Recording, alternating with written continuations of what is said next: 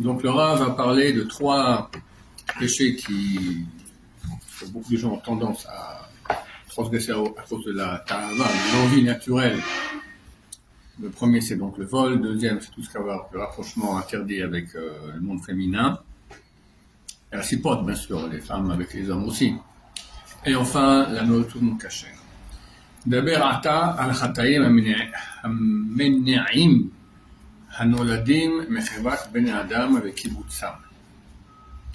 On va parler maintenant des péchés qui sont provoqués et qui naissent de la société, la fréquentation, voilà, des personnes et de leur réunion. Kegon, comme Onat Dvarim, c'est blesser quelqu'un avec la parole. Abanat Hapanim, faire honte à quelqu'un. Arshalat Aiver Be'etza, donner un mauvais conseil à quelqu'un. Rechilut, colporter. Sin'a, la haine. Nekima, la vengeance. Shvuot, jurer en vain, ou pire, sur un mensonge.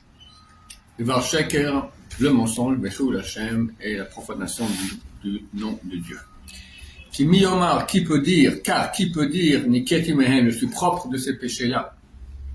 Taharti Mashma Bam, je suis pur de toute culpabilité de ces péchés. Kanfehem Rabim, car leurs embranchements, leurs branches sont nombreuses. Vedakim Admod est extrêmement fin. Acharizer Bam Torah Gadol, le fait de faire attention, de ne pas transgresser, demande beaucoup d'efforts.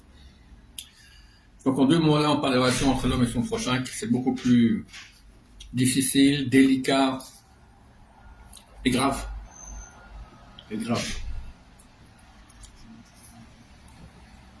Voilà Tadvarim. Blesser quelqu'un avec la parole. En général, ça signifie parler devant son prochain. Levad, même seul. Chez Vosh Mimeno. Et il aura honte de ce que tu lui dis. À plus forte raison, dire une chose dont il aura honte, ou de faire une action qui va entraîner et qu'il aura honte.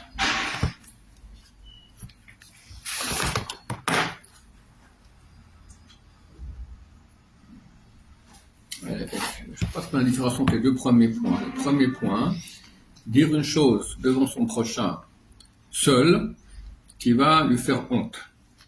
À plus forte raison, dire une chose clairement. Car que le premier, c'est pas clairement. On dit une chose, il n'y a pas de raison d'avoir honte, mais quand même, ça lui fait honte en fin de compte. Ou bien là, carrément, boum, on dit un truc qui est vraiment pas honteux.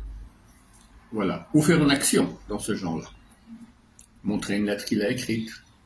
Comme c'est une faute d'orthographe, ce que j'en sais, d'accord.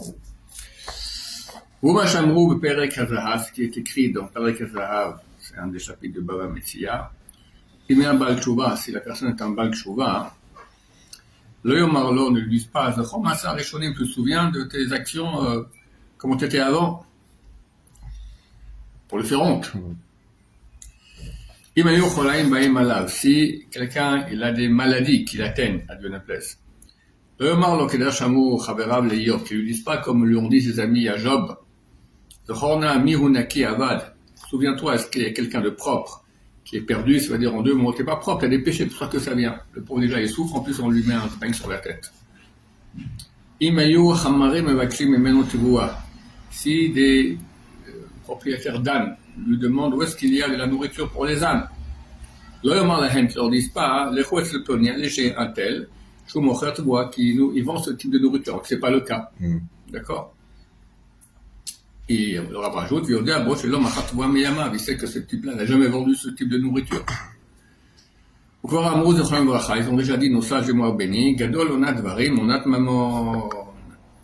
C'est marqué deux fois dans la Torah, l'otonu ishetamito, de ne pas faire une hona à son prochain.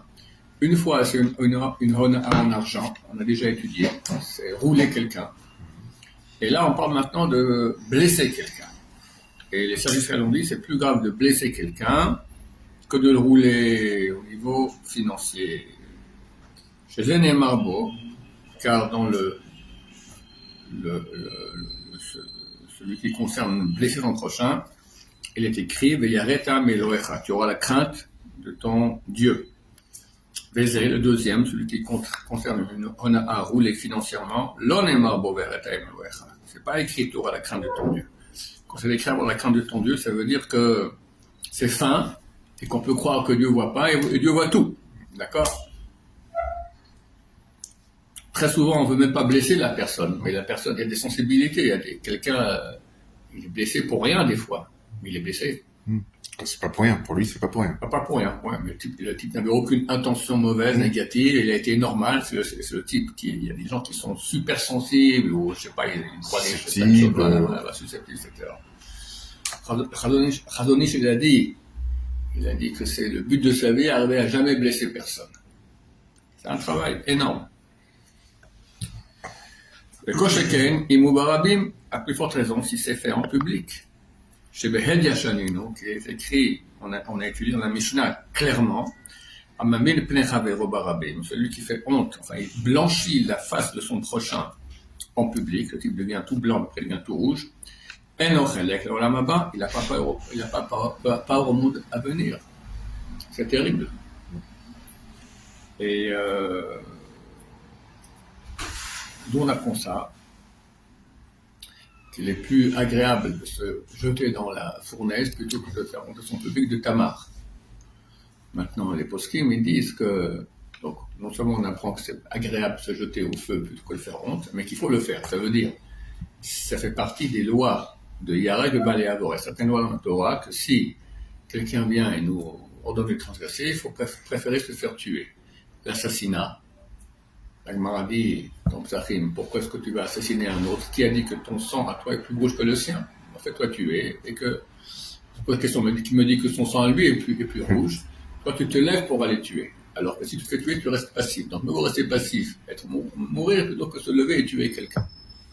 L'arbre d'Azara, mieux vaut se faire tuer que de transgresser.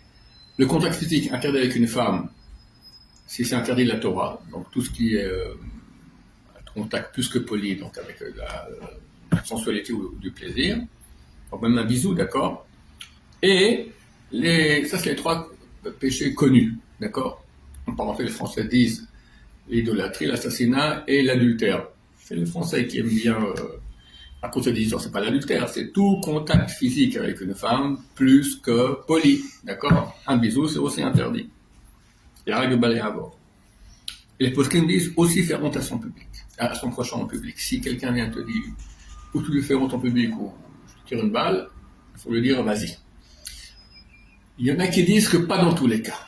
Parce qu'on apprend ça de Tamar, et Tamar, si elle dévoilait que l'homme qui a couché avec elle, c'était Yehuda c'était un prince, c'était un seigneur, c'était la grande chouma, d'accord, c'est la grande honte. Dans ce cas-là, mieux vaut se faire tuer. Si c'est pas une honte aussi grande, c'est pas permis de faire honte. Ça restera très grave, mais pas au point de se faire tuer. Enfin, mais il y a des cas, oui, d'accord. Si quelqu'un qui lui fait une grosse honte, là, tous sont d'accord. Il y en a qui disent que dans tous les cas, il faut préférer se faire tuer plutôt que de faire honte à son prochain en public. Il y en a qui disent seulement dans les cas où c'est une grande honte. Donc ça veut dire qu'il faut faire attention à cela. On a toutes les portails ont été verrouillés, à part les portails de l'Ona, c'est-à-dire que si quelqu'un souffre, d'accord, il crie à Dieu, bon, alors le portail de la prière il est fermé. Mais si maintenant il crie parce qu'on lui a fait mal, là le portail il est ouvert. Et lui il entend ça et il s'occupe de la personne qui a fait le mal. Amar Rabbi Lazar, dit Rabbi Lazar, tous Dieu les punit par un messager, un délégué, à part l'Aonao, c'est lui directement Dieu qui va s'occuper du type qui a fait du mal à son prochain. Et ils ont dit, tout ça c'est dans Bava Metzia, page 59. Shoshan apargod ninan bifnehem. Il y en a trois que le pargod c'est une paroi qu'il y a entre Dieu et nous. D'accord? Dieu il est derrière une sorte de rideau, d'accord? Alors il y en a trois dont le rideau ne se ferme pas. Ça veut dire que si quelqu'un va crier à Dieu, on m'a fait mal, alors Dieu il écoute. Le rideau il est ouvert. Une de ces choses-là, donc c'est Onara, quelqu'un qui fout parce qu'on lui a fait, parce qu'on l'a blessé. ואפילו לדבר מצווה אמר הכתוב, et même pour une mitzvah, c'est écrit, הוכח תוכח את עמיתך, tu corrigeras ton prochain, והמוד יכולים לברכה, ils ont dit, non sage devant le béni, יכול אפילו פניו משתנות, est-ce que tu peux faire même si maintenant son visage change de couleur? Talmud Lomar, la Torah continue dans le même verset, elle dit, mais l'autre, c'est ça, l'après, tu ne feras pas de péché contre lui. Donc tu peux faire une tochecha, tu dois faire une tochecha, corrige son prochain, mais attention, avec beaucoup de douceur, de gentillesse, pas en public, pas que ça lui fasse honte. Et sinon, alors, il ne faut pas. Nicole, elle est de tout cela, Hamamarim, de tous ces écrits-là, tu verras jusqu'à où vont les branches de cet avertissement, de cette interdiction. Mais comment on l'a caché et à quel point sa punition est grave. Baruch Adonai, l'olam amen.